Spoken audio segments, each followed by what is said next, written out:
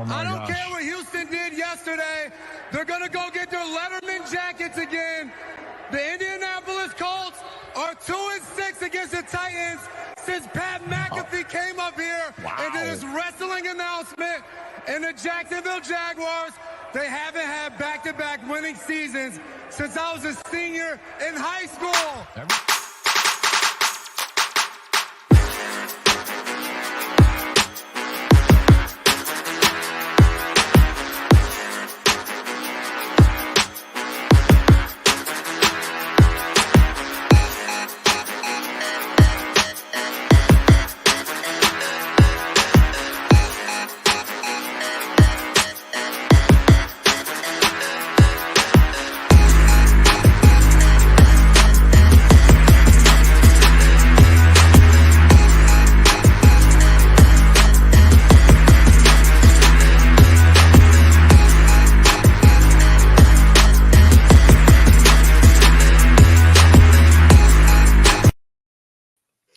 What's up, Titans fans, and welcome to another edition of Titans Global Podcast. I am your host, Maximus Titan Fan, and with me, as always, is my good buddy Link. What's up, guys? Good to see everybody. Glad to be back with y'all. And as always, make sure to like, make sure to subscribe, and most importantly, make sure to comment. As always, this show's about you guys. We want you involved. We want you talking with us. So get in that comment section. Let's talk some Titans football. That's right, and tonight we have a special guest with us, Mike Patton, NFL analyst and host of Touring the AFC South. Did I miss anything? No, you didn't miss anything. I am a freelance journalist, but hey, this is about the Titans and the AFC South and the NFL. So, hey, you did great. Well, we're glad you joined us tonight, Mike. Tonight we're going to talk about a little bit about the people that stood out for me at the Combine.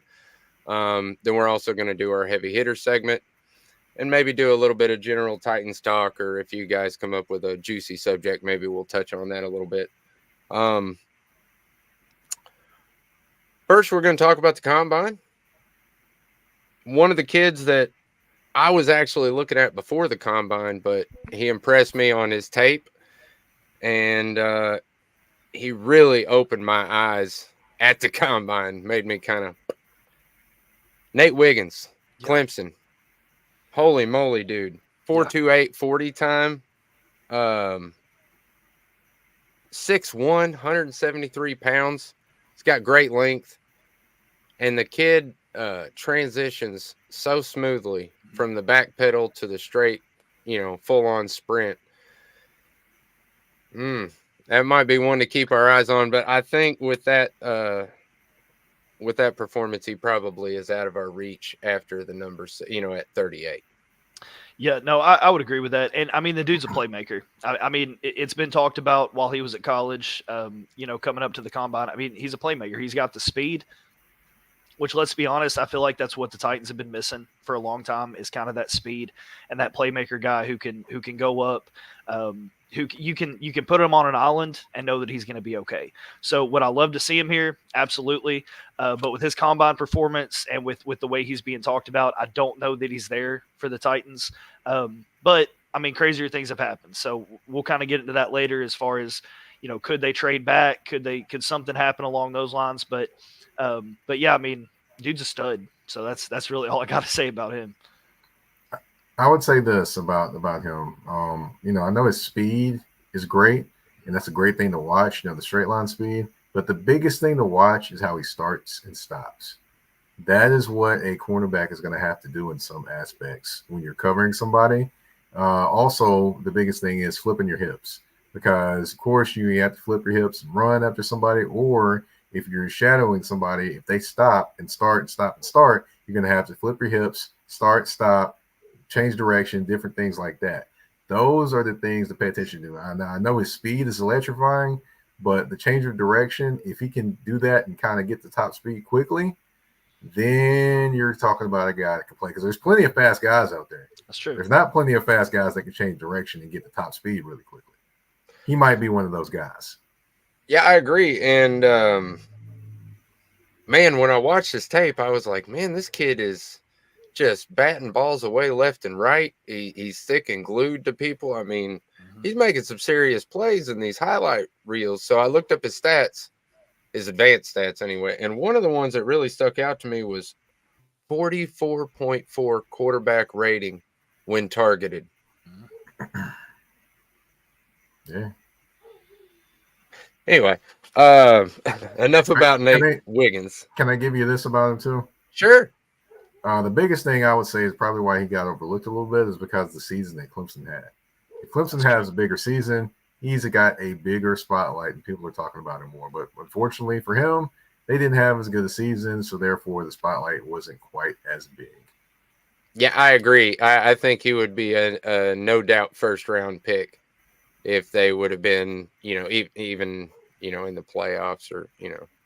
Yeah, and a lot. I mean, I feel like, and I follow college football, but I feel like a lot more was expected from Clemson that year because of the talent that they had, and they just weren't able to kind of mesh everything together. But when you talk about standout players on that team, I mean, he's at the top of the list. But I completely agree with that. I feel like their season was a little bit of a letdown, but 100%. If they have a better season with the stats that he had, I mean, if they even if you put them at like a 9-4 with a bowl win, I mean, just something along those lines, he's a lot higher than what people are talking about. Yeah. Sorry, Tyreek. Excuse me, Titan Jones just joined us. We're talking about Nate Wiggins and how the dude was electrifying and quick. But we were actually just kind of done talking about him, I think. He does really have really great man and zone coverage, though. Those skills I also noticed. But anyway, this next kid that we're going to talk about, I have a hard time sitting still when I talk about this guy. I am so excited. I don't think he is in our range. Again, I don't know why I'm talking about him because he just bounced off the sheets. I could not. Braden Fisk, Florida State defensive tackle. The kid is 6'5", 292 pounds. Okay, so 300 pounds, 6'5", ran a 4.49, 40. They say he has short arms. That's his big knock is short arms. But they're comparing him to. Help me out. I'm terrible with names. Link. Nande Jukwe for the Browns. Njoku? Is that who you're? I'm not sure on that. Njoku is tight end. Yeah, I'm not sure. He's a defensive end. I know exactly who you're talking about. I can't remember exactly. I was gonna say, man, I have a really hard time with that guy's name because it's like DJ. Ouku or something like that. It's like Dijoku. I don't know if you say the D. I'm horrible at names. Everybody should know this. Y'all watch this show. Is it Omenahue? Maybe.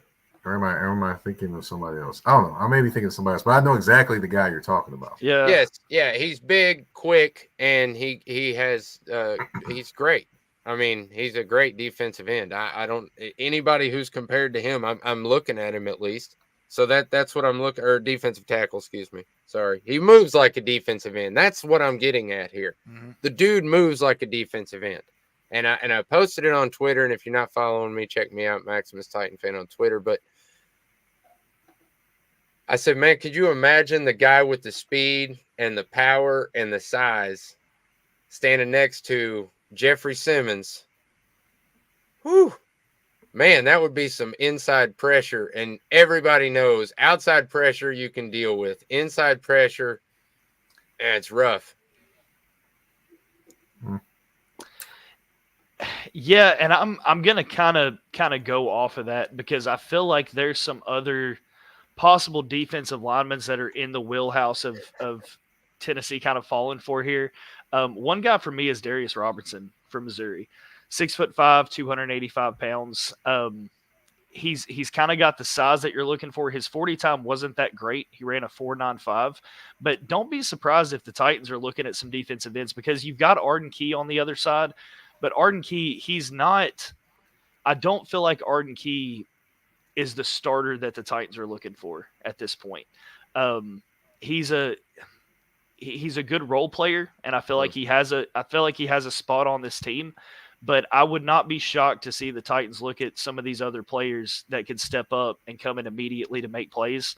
And that feels like a guy that might be within the realm of them looking at and getting. SEC guy, he's got the size. And I don't know, with the Titans and how their run defense was last year, you really need somebody that's going to be large. I don't know that you're looking for speed at that position because you've got Landry on the other side. So we'll see what happens. But that's a guy that I'm kind of watching for sure. My thoughts on him, the body type is definitely interesting, but one thing I could say about him is, if you draft a guy like him, what does that say about Denico Autry? Because Denico Autry is a guy that can actually play inside, play outside. He's probably your most versatile defensive lineman. So, I understand, the Fisk, but I think the need more is to actually keep Denico Autry, and that's not one of the biggest needs in terms of getting Fisk, in my opinion. I don't disagree with that, but I will say the age for Denico Autry, I know we had a productive season, and I'm not knocking the guy. He's still going to get you that 10-sack season. Nothing against Denico Autry, but if you can get a player in that can play off of him, because we're talking about a former defensive tackle, so he can get in, kind of play off of Denico Autry and kind of gives you that next man up mentality from Denico Autry. So do I think it would be perfect for next season? Absolutely not. Looking 2-3 years down the road, do I think he's a huge impact player on this team and could make a difference? Because again, and I've said it before, and I hate saying this, and I really hate talking about it. Do we really think the Titans are a Super Bowl team next year? Will Levis in his second season, you've still got to find another receiver to go with DeAndre Hopkins. You've got a absolute stud in a running back in Tyjae Spears, but are they prepared to make a Super Bowl run in 2024, 2025? I don't see that. So what you're doing right now, you've got Carthon, you've got a new head coach, you're building for the future at this point. Do I see them as a Super Bowl team in 3 to 4 years? Absolutely. I think they're in that conversation. Do I want to see them go deep in the playoffs immediately?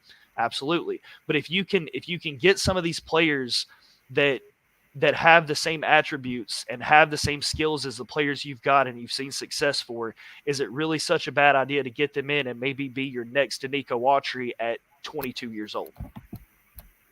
I'll tell you this in regards to that. I actually think the Titans can actually compete for the division next year. I mean, honestly, did you think Houston could compete the division going into this year? No, not immediately. No, not immediately. So the thing I would say is this: you're giving Rand Carthon a great amount of salary cap room, a great power, and then also he's on the same page with his head coach. Which I'm not saying he wasn't on the same page with Mike Vrabel, because I believe they were more on the same page than anyone would say they were. But I would say that, look at what he did with such a small budget last year. I mean, the only thing that I would say he missed on was maybe Andre Dillard. Other than that, he hit on pretty much every single thing he did. So imagine him hitting like that, but with a bigger budget. I could see them potentially winning the division next year. I don't fully disagree. It's just a tough division to win. And I do think that they'll compete. But when you've got these teams, you've got Anthony Richardson coming back from the Colts next year. Do I think Anthony Richardson's better than Will Levis? No, I don't. But does he bring a skill set that can disrupt what the Titans were last year? Absolutely. So I think it's within the wheelhouse. I think it's within the realm of possibility that they compete. I just don't know if you're prepared, even with the money and the cap space that you've got. Winning the division is great, but we're not out here to win divisions. We're out here to win Super Bowls. Do I think that you're up there competing with the Kansas Cities, the San Franciscos, the Baltimore Ravens? I don't know that they can flip that around in 1 year. Do I want to see it happen? Absolutely. Do I want to see them be a powerhouse in 2 to 3 years with more cap space and with younger players and with speed and with talent? Yes. So I'm not opposed to it. I just want to see it happen. And I've got faith in Carthon. I've got faith in Callahan. I've got faith in the coaching staff that they've put together. But yeah, we'll see where it goes. All right. To your point, Mike, actually, yeah, man, preseason I did call Houston to be the dark horse to win the division. But I don't know if I even was fully convincing myself at the time. I just thought it was a good formula. They had a lot of young players and they had CJ Stroud and the young coach, D'Amico Ryans. He did a really wonderful job with what he had, man. So I just think that's not bad. Insurance on that Lamborghini. But yeah, a lot of that's short arms. Yeah, T-Rex baby arms. I don't know that I'd describe him like that, but yeah, he does look abnormally funny with the short arms. It's the smallest arms measured at a defensive tackle position. So that's weird, but whatever. It's cool, man. T-Rex was still dominant though. I was gonna say, dude, T-Rex used to eat people, man. Even with short arms. That's right. That's right. Yeah, big teeth. Anyway, we were talking about defensive ends just a second ago and talking about Arden Key and how he's really a rotational player. Yep. I was really hoping that he would be more than that, but I do want to keep him on the team because I think he's valuable, even if just the locker room presence and the moxie that he brings, and he does bring a lot of energy, and he tries. Yes. So for me, even in person. Big. Yeah, exactly. He is a big character, man. You get to meet him in person. He is a cool dude, man. And he is very loud and outgoing, if you want to say it that way. He's awesome, man. I love him. Him and Al-Shaair.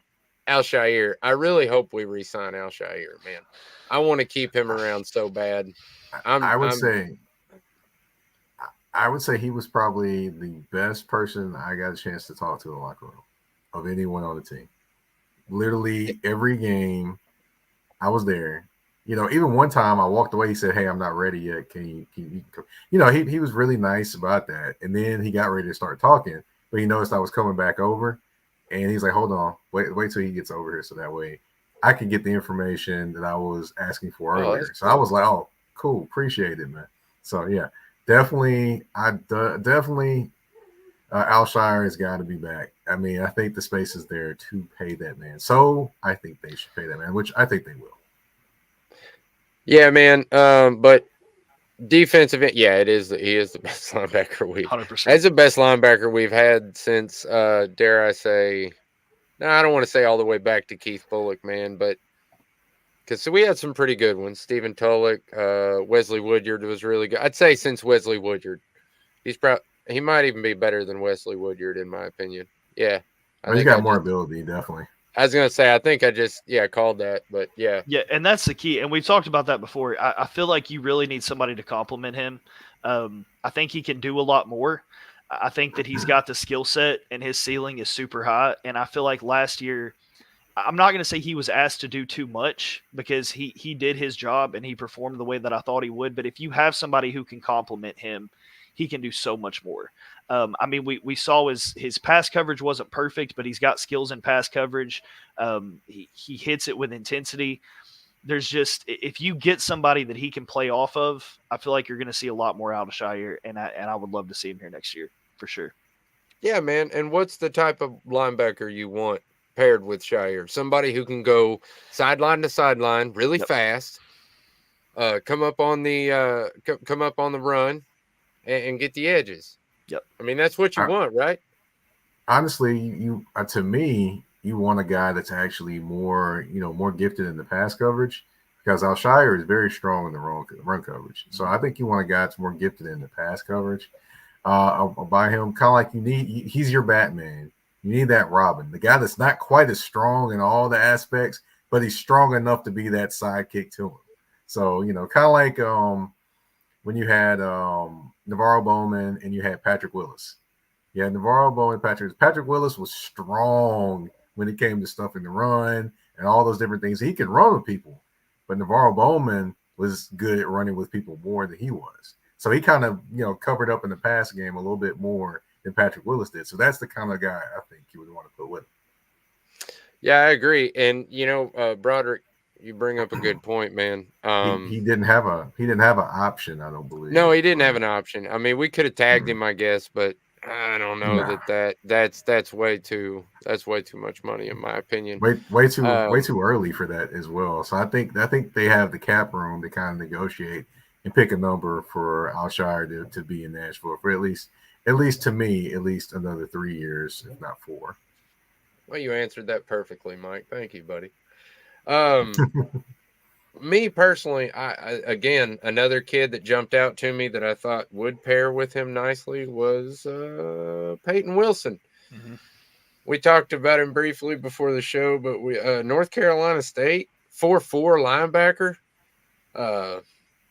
My God, he did a 10-yard split in 1.54 seconds and had a 4.25 in the 20-yard shuffle. This kid can move. Not only can he move, but he's loose and fast, stop and go. I mean, that's for me, that's everything you want in a linebacker. I haven't seen a lot of his tape though. I would like to get more of his tape. I can give you some talk about him if you'd like. Let's go for it, man. All right, guy that can actually tackle in space, can move in space. So he's kind of like your new age linebacker, tackling in space and those different things. He takes pride in that because he's like, look, I want to beat you. I want to be the best. I want to be the man. That's his. I was listening to him talk on Teron Davenport's podcast actually, and he wants to be the guy. He wants to be the man. He wants to win every matchup. If he meets you in a hole, he wants to dominate that matchup. So that's the type of guy you want to put with Alshire, in my opinion. And he can definitely run, as we all saw. So I think he definitely is a guy. And he's actually, I don't know if anyone knows, but he's from a small town, actually, too. So, he's the guy that, is basically wearing the pride of his small town every time he steps on the field. And, I do like those type of guys when it comes to playing in the NFL. Yeah, and another thing is if you watch his 40 time, I hate how they start them off like sprinters, man. I wish you could just start off which I guess you can start off however you want, and they think that's the best. I don't know. I've never liked that. Anyway, if you watch him as he's trying to stand up that first, 8 or 9 yards, maybe 10, he's all right. He's mid-fast. But once he fully stands up and he starts striding, holy cow. The dude covers the last 3 or 30 yards and it was sick. Kid's fast. Kid is really fast. Go for it, Link. And one guy, I was just going to say one guy that stood out to me, and I'm going to try not to butcher this name, Edifan Olafosio from Washington. His name literally translates to not afraid of war, which in itself is pretty cool. That's what it translates to in Nigerian. But he's 6 foot, half inch. He's 236 pounds. But what really stuck out to me for him was his athleticism, his change of direction, the way that he looks like he would be able to hit the gap. And I feel like his draft stock probably went up a little bit. He is a late round option, but what really I think would sell him on people is he's a guy that could come in immediately and be productive on special teams, and you can kind of groom him into that role. So he's one that really stuck out to me. And if it does get to the later rounds and you're looking for a guy that might complement well, I think he's one to keep an eye on.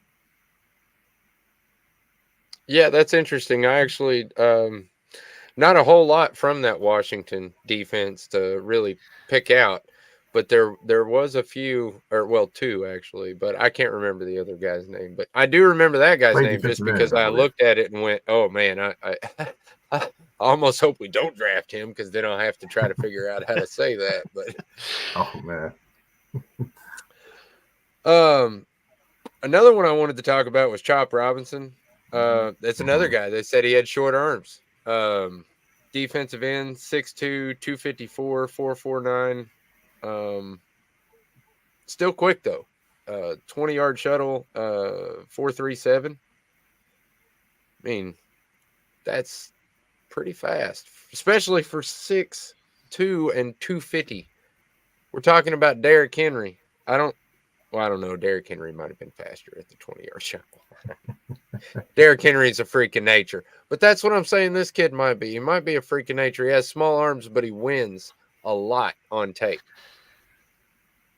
Go ahead, Lane. Technique would have to be best. Technique would have to be his thing because if he's going to play and last in the NFL, he has to be smooth with his technique. Yes. Now, I haven't watched a lot of tape on him, but I can bet you that at this level, at that level, college level, he's probably beaten more people with his athleticism and not necessarily his technique.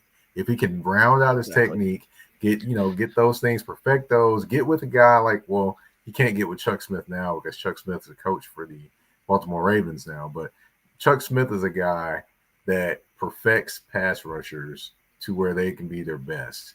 If he could get with a guy like that this offseason, maybe work, and you can, have somebody like that in your program, then I can see you get the best out of him. But having short arms and being a pass rusher on the outside, that's a no-no, in my opinion.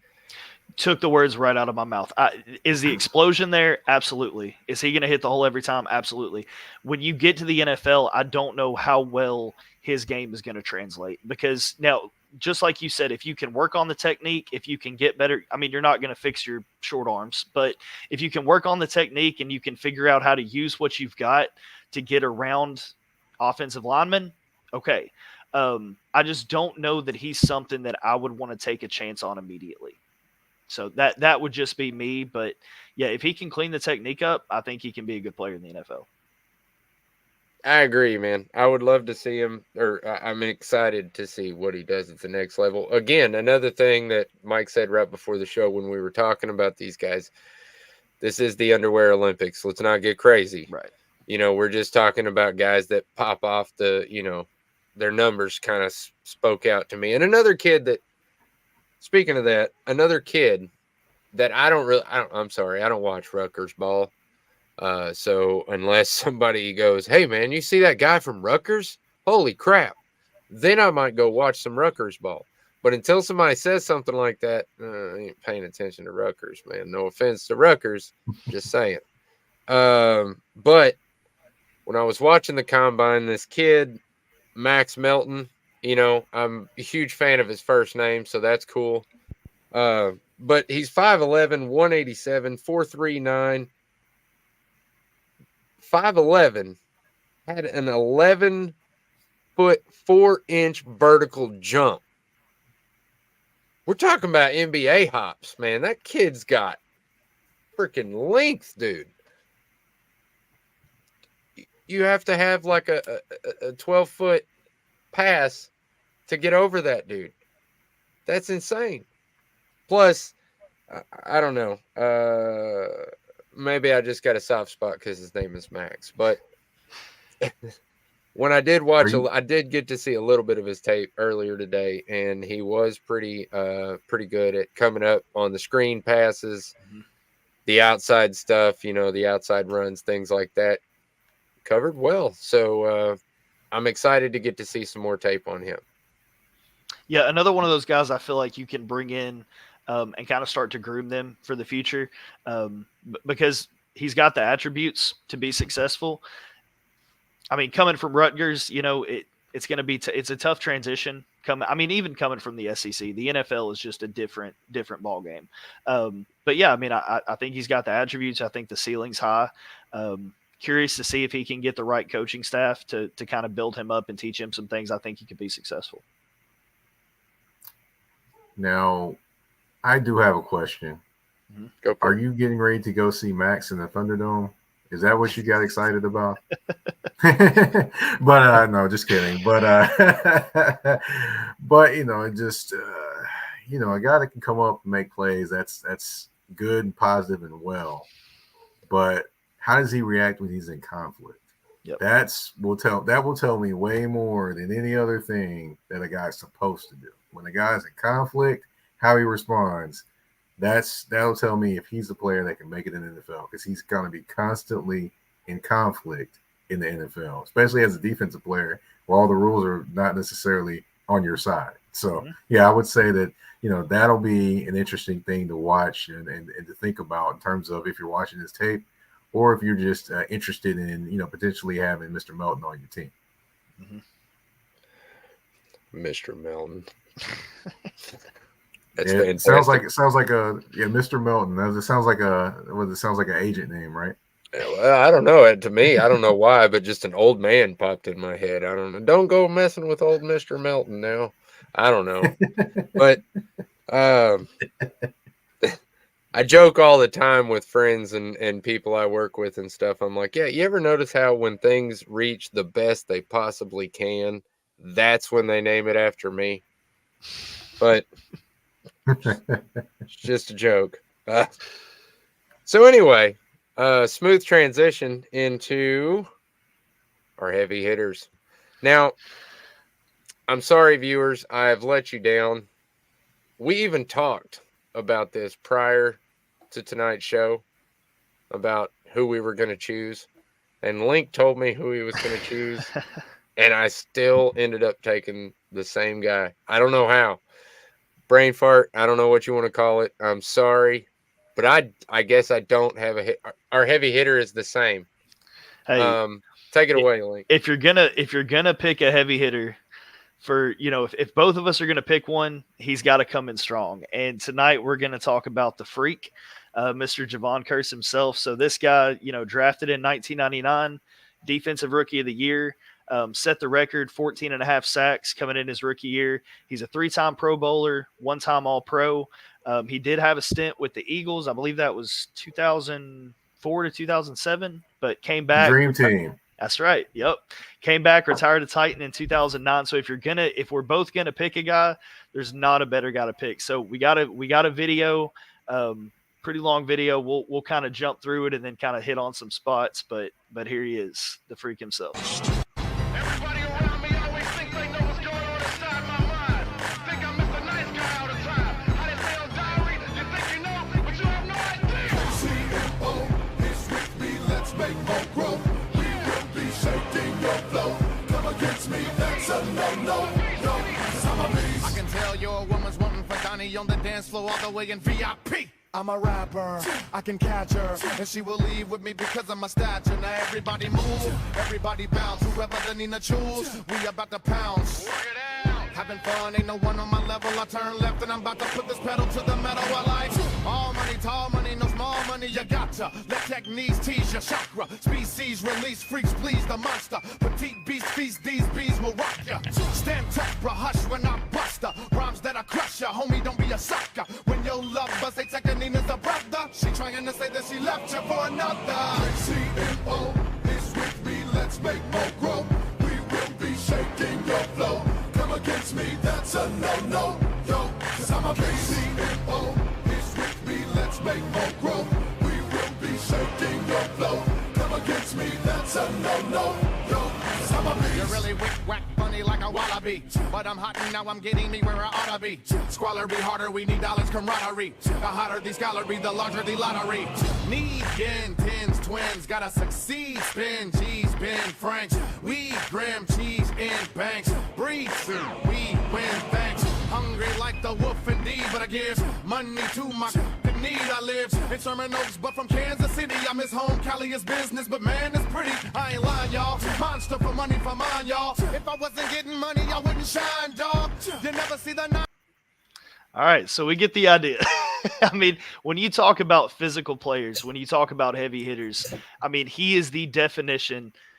And it hurts me because he was a Florida guy. So as a Tennessee fan, it kind of hurts me a little bit. But when you talk about physical guys, when you talk about the speed, the physicality, and remember, he played in an era of football that it's kind of tough to see today against the Mike Vicks. I mean, he just had all the attributes to be successful in the NFL. He was very, very highly touted coming out of college, and the Titans got him, and I mean, 14 and a half sacks his rookie season, defensive rookie of the year. It kind of speaks for himself. So I'll get your guys' thoughts on him, but he had to be my heavy hitter this week. Yeah, man, for me, there are a few players that I like as much as Javon Kearse. Right. One of my first jerseys, him and McNair was my first 2 jerseys I ever got.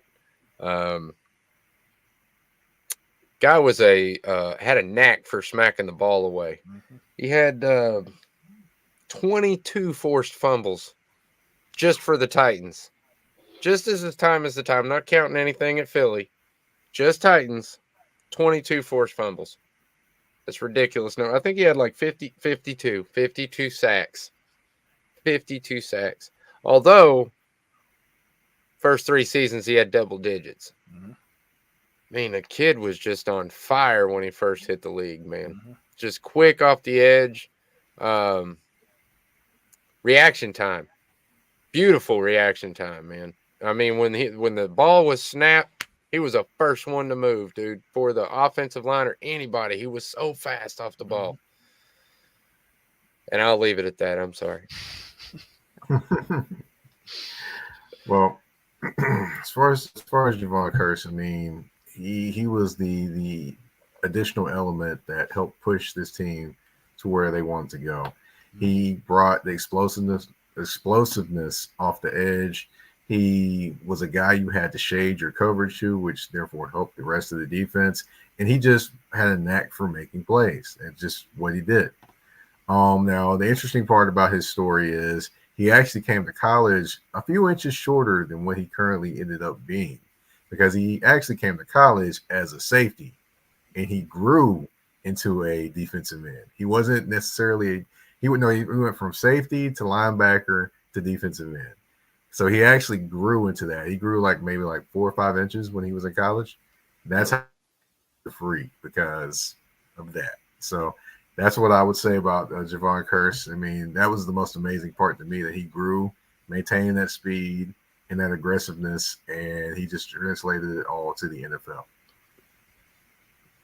Yeah, man. I honestly, I've said it before, and I'll say it again in defense of the freak. I honestly don't think we would have won that game in Jacksonville, the AFC Championship. I don't think we would have won had it not been for the freak beating up on Mark Brunell. Yeah, and I'll say it's very rare to bring a rookie in and them contribute that much and then, get as far as they went. It's just crazy to think about, but because most rookies come in and they've still got a couple years to kind of adjust from college to NFL, but not the freak, man. I mean, he came in and he was ready to go, and that's why he got Defensive Rookie of the Year. So credit to him. Absolutely. If you can find a guy like that, you've got to take a chance on him. 100%. Mm-hmm. Oh yeah, dude, that is a game changer right there. Right. Like I said, first 3 seasons he had double digits in sacks. That alone is good enough for me. I don't care what you do the last 2 years. You can have 4 sacks each the last 2 years. I don't care. Especially if that's a contract year, like a rookie contract would be this, right now. So I don't know. I love Javon Curse. I was really happy to see him come back to the Titans. Obviously, he didn't have the same production he had with us earlier in his career, but he was still a high motor guy, man. He never gave up. And got a lot of coverage sacks too, just by not giving up on the play. So all that being said, and I'm curious to get Mike's opinion while we're on the subject, when we're talking about bringing rookies who are going to make an immediate impact, just like Javon did, who are you looking for? Are you at number 7? Everybody's talking about Alt right now. Are you looking to bring in that offensive lineman? Do you think that's the biggest difference maker at number 7 this year? I definitely think it's the biggest difference maker, because you want your quarterback upright, right? Right. But the more your quarterback is upright, the more your quarterback can make plays, the more your quarterback can do a few things more than looking where the defenders are in front of his face. Basically, last year you've got Will Levis backing up the drop back, and basically you got the defenders right there. Right. You give him an actual offensive lineman, and then you've got guys that can actually do different things, like, hey, maybe we can roll out, maybe we can do this, maybe we can do this, maybe we can run this play. Most of the playbook gets thrown out when you don't have an offensive line that can hold their own. And that's where I think he fits in, he slides in. And the thing is also, a lot of people don't understand, is it makes a guard better when you have a tackle that can hold their own out there. Now, the biggest gripe I heard a lot of people talking about Brunskill, and he doesn't need to be back.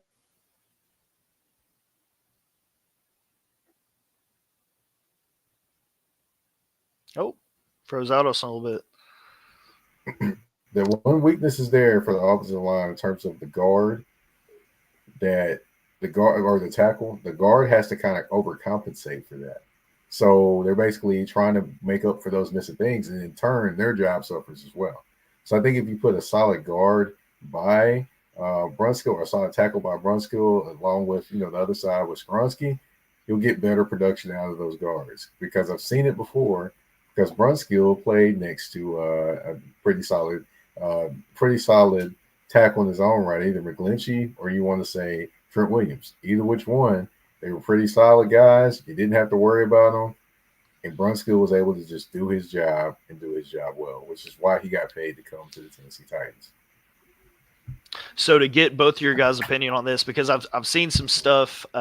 Let's say hypothetically, let's say the Chargers get there at 6 and Alt's off the board. At that number 7 pick, do you still think Fashanu can be that same guy, or are you looking to maybe trade back, pick up a 3rd round? What's your thoughts as far as that go? Both of you, Max and Mike. Well, I mean, for me, I can't change my story now. I've been saying it too long. It's alter Fashanu or nothing for me. Trade down if one of those guys aren't there. But yeah, if Alt isn't there, Fashanu, I'm not upset. That Fashanu, they say he's not as good as Alt because of his run ability. Well, I don't really care. And we have Bill Callahan, who is one of the best developmental guys. Absolutely. So, am I going to be upset if we have to take Fashanu instead of Alt? Absolutely not. I'm going to actually be like, all right, yeah, we still got an offensive tackle. We can protect Levis now. And yes, Skoronski will look 10 times better this year because he'll have, competent blocking on one side of him at least. If not, we might also get a center, hopefully. Please, God. But I don't think there's a mind on that one.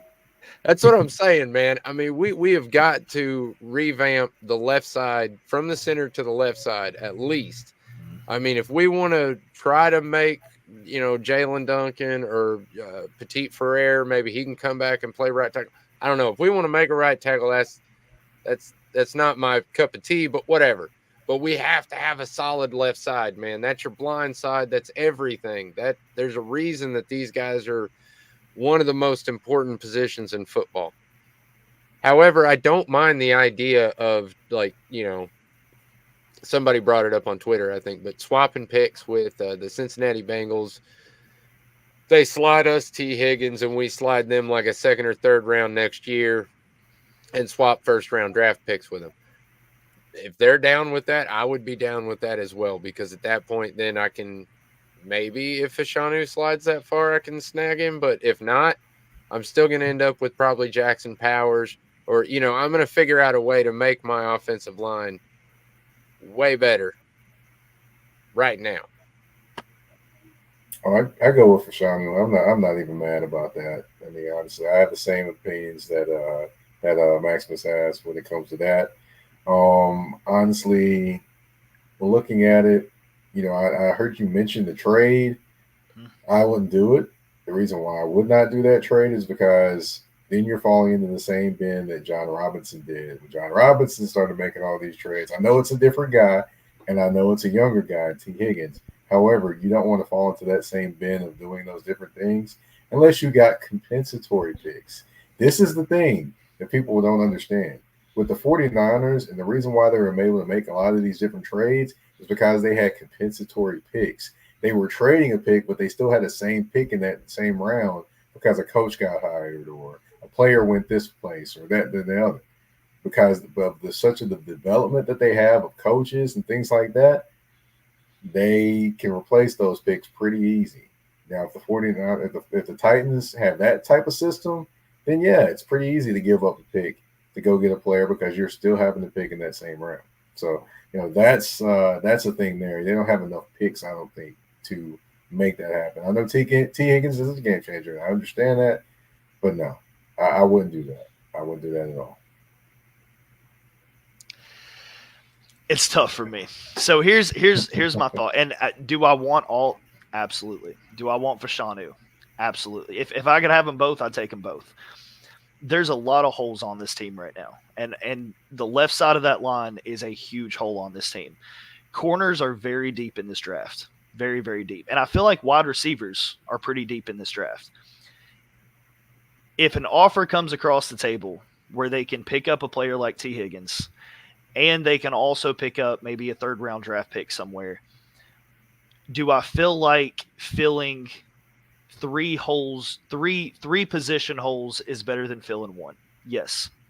I understand Alt is a game changer. I understand Fashanu was a game changer. Again, and it kind of goes back to what Carthon is trying to do. Are you putting all your chips in for this year, or are you putting all your chips in for the next 2 to 3 years? That's kind of what it comes down to for me. Do I see that happening? No. Would I be shocked if it did? No. So for me, if Alt's there, you've got to take Alt. If Alt goes at 6 and Fashanu's there at 7, and you start getting calls for that 7th pick, you've got to entertain those offers just to see what's on the table. That's kind of where I'm at with it. Okay. Look, I'm not going to be upset by that. Right now, you brought up a really good point, Mike, talking about the 49ers, because I honestly believe that's why Ran Carthon was almost handpicked by the owner.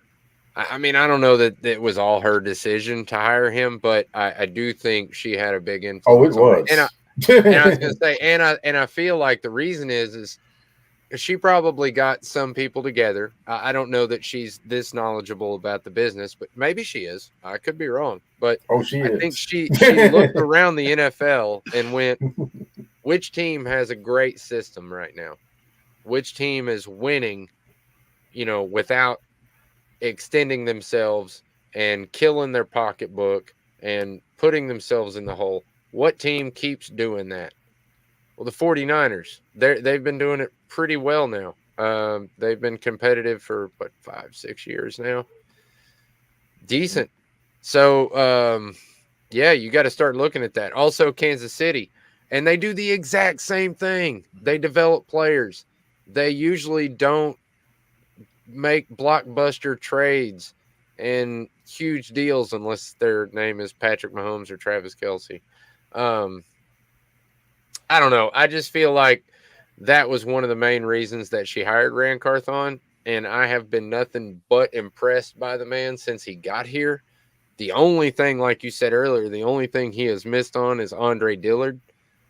That was a pretty big miss, but that's the only thing. And he made quite a bit of moves last season, a lot of the moves that people didn't think could even be possible. But I think we have Chad Brinker to thank for that, moving the money around and making sure that we can actually do some of those moves. It kind of cost us some cap this year, but whatever, it didn't matter. The point is we were somewhat competitive as a roster for Mike Vrabel to make his last appeal or whatever it was. But I agree with you, Link. I don't know that we're going to the Super Bowl this year. Crazier things have happened. I do want to make a shot at the tournament. I'll be kind of upset if we don't at least have a shot at the tournament by the end of the season. But other than that, I'm not expecting to hit the Super Bowl this year. I don't think it's completely out of the realm to hit the Super Bowl or definitely in 2025. I think Ran Carthon's going to turn this team around a lot faster than most people think, especially with the help of Callahan. I think one of the greatest quotes I've seen from Callahan so far was, I think it was maybe OTP. I don't know. But he said, not one moment since I've been hired as head coach has this felt like it was too much or too big. Nothing has surprised me so far. Man, that made me feel good. You know what I mean? That quote just made me feel good just because I feel like the coach, like you said, it's not a moment too big. It's a life dream of his to coach a team, but it's not like overwhelming him or killing him because he's been ready for it. He's ready for it. And I agree. A winning season, absolutely. Yep. Mahomes and Kelce both suck. As people, not as players, because as players they're pretty damn good. But as people, I'm not a huge fan of them. I can say it's okay. And I'll say this: my keyword for this offseason so far, and I think it will. I think this will continue to be my keyword for the draft. But what stands out to me is direction, and that's what I love about this team. And I absolutely love the Titans. Do I want to see them win the Super Bowl for the next 5 years? Absolutely. But what really stands out to me this offseason is direction. I feel like you're getting the right coaching staff in place. I feel like you've got the right ownership in place. I feel like you've got people that are going to make smart decisions for this team, and the direction and the trajectory of where the Titans are headed. I absolutely love it. So again, I want to see them compete next year. I want to see them win the division, and ultimately, I want to see this team win a Super Bowl. And I feel like you're getting the pieces into place to do that. And I just want to see that continue through this draft. This is going to be a huge one for me going into this because it's going to show me what they're transitioning toward. I think they're putting a lot of their chips in for Will Levis, and I agree with that. I think Will Levis is going to be a star in this league. I think they're putting a lot of chips in for Tajay Spears, and I've been saying it since the kid was drafted. I feel like he's the running back for this team. I love Derrick Henry, but I wanted to see more of him last year because the Derrick Henry project, it worked for so long until it didn't. And I'm excited to see where he takes it. So you're getting the younger players. You're getting a team that can mesh well together. You're getting a coaching staff that has new ideas and experience. That's what I love about this. You've got young coordinators. You've got older positional coaches. So you're doing what it takes to be successful in this league. I just want to see that continue to happen through this draft process. So just to make sure, do we have two believers in the Mayo Messiah? Oh yeah, absolutely. I am Absolutely. 100% Will Levis. Okay. I just wanted to ask because that's actually funny thing is I actually thought about that nickname when I was sitting in the press box. Actually, one of the games. Mayo Messiah. That is the Mayo fantastic. Messiah. Because literally I thought about it because the Mayo people were like when we were tweeting about anything with Will Levis, they were retweeting it. And I looked, I was like, okay, the mayonnaise people are retweeting this. And I wasn't the only one in the press box. I kept looking around. They were like, yeah, the Mayo people are retweeting us when we do stuff about Will Levis. So, yeah, I started calling him somewhat the Mayo Messiah. I'm not sure if he likes that nickname or not. I haven't asked him. But, I thought it was a pretty catchy nickname. And, of course, I got some, oh, yeah. And then I got some of those too. So, I'm kind of got a little mixed reaction on that one. Well, quick point to that. He did get a lifetime contract from, was it Hellman's? Or Yep. Hellman's. Yeah, I think it was, Hellman's. Yeah. It's so, Hellman's. I mean, hey, man, good on you, dude. Before you even did really, I mean, you had an amazing debut. Don't let me take that away from you. But before you had elite status, you already get a contract with a great. So question for both of you. Have you tried it? Have you tried the mayo in the coffee? Either one of you. Nor will I ever try that. Never. Look, I'm very in picky. life.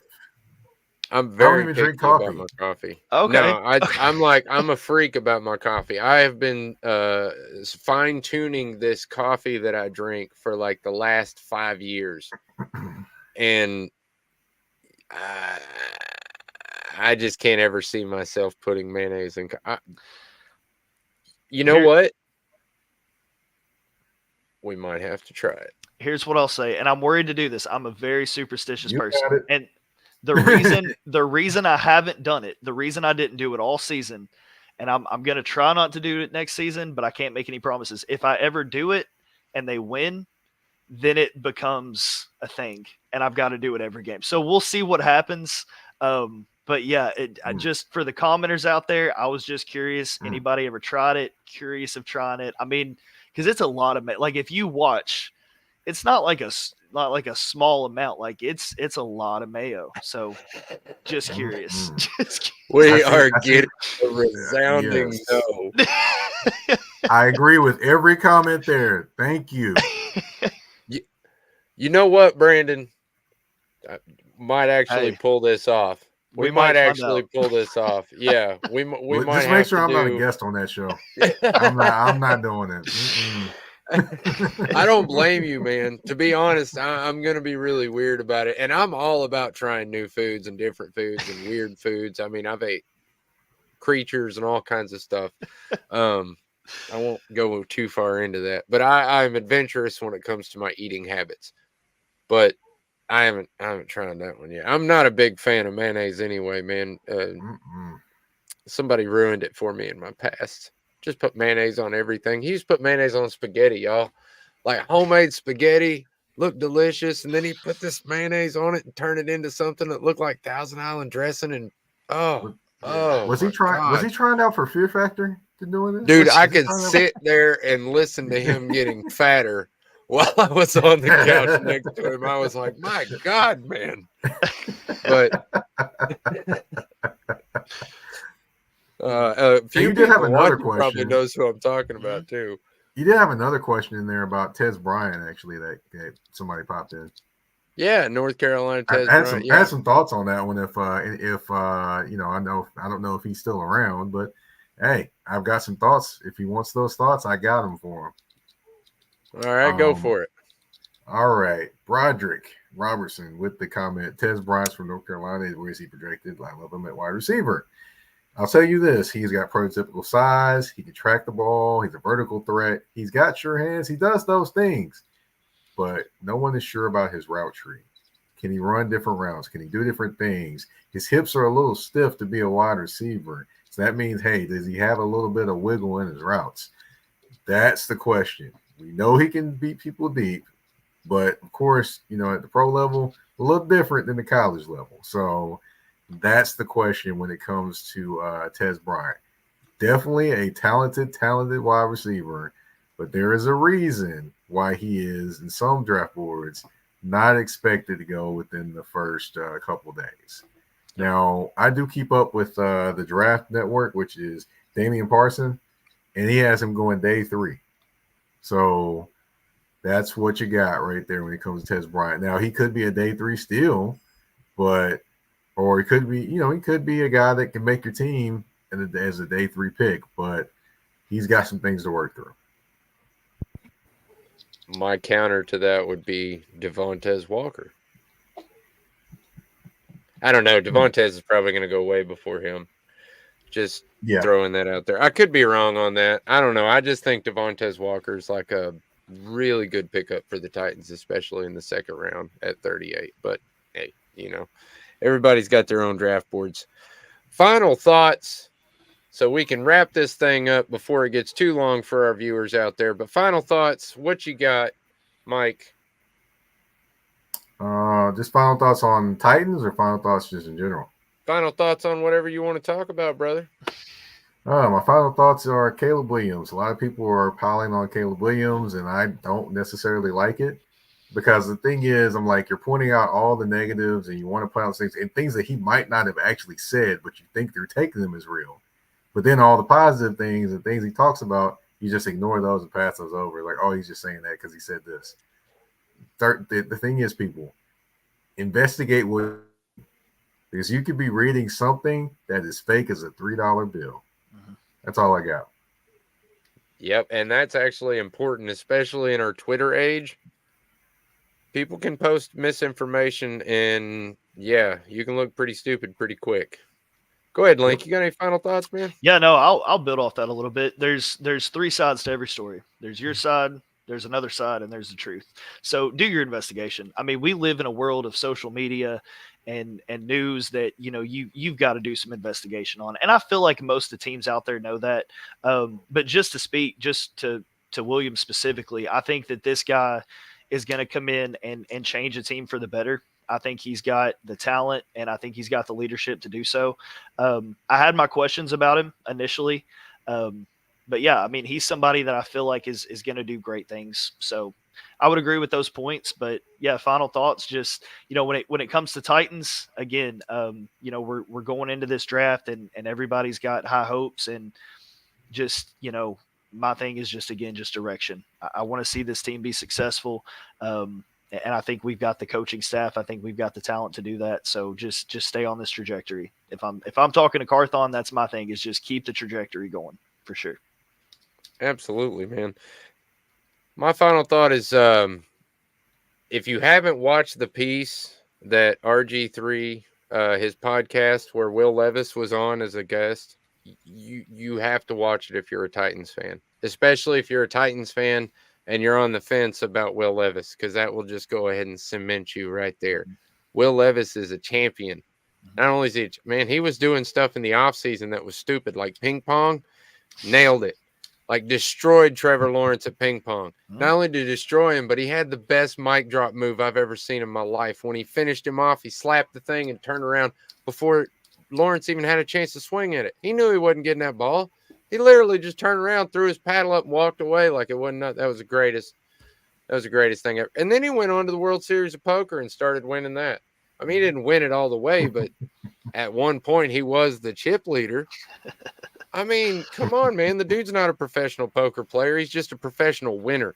And that is something that you can't get with every quarterback, but Will Levis is that. And if you're wondering if Will Levis is that, go watch this thing, man. I'm telling you, it was inspirational. I had a hard time sitting down for a little while after it because I was just freaking excited, man. I don't know, man. Something about Will Levis just gets me all pumped up. So that's it, really. If you enjoyed the show, come check us out. Obviously, we want you to check us out on YouTube. That is where we want you to like, subscribe, all that good stuff, man. I see the subscription growing on YouTube. I really appreciate it. We are still very small, so we do ask if you're watching, please go check us out, subscribe, throw a like on there. That's awesome. Also, if you're watching, go check out Mike Patton. I know he's on Twitter. He does the touring the AFC on they're touring AFC South on YouTube also. Is that correct? That's correct. Anything I'm missing, go ahead and shout it out, brother. Well, you're not missing anything. Just this month is always a special month for me because it's Women's History Month. So, I actually scrap all my shows and recognize Black women in sports for the entire month. So that's my shows for this month. And I do actually have a draft expert coming on.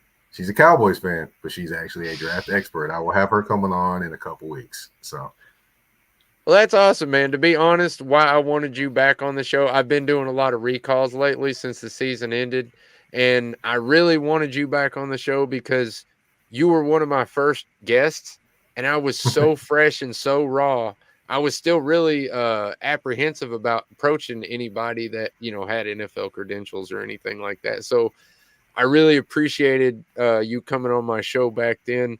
I'm not much bigger now, but, hey, I just wanted to be like, man, if you want to come back on, come back on. I'd love to have you. And I'm glad we were able to make it happen, man.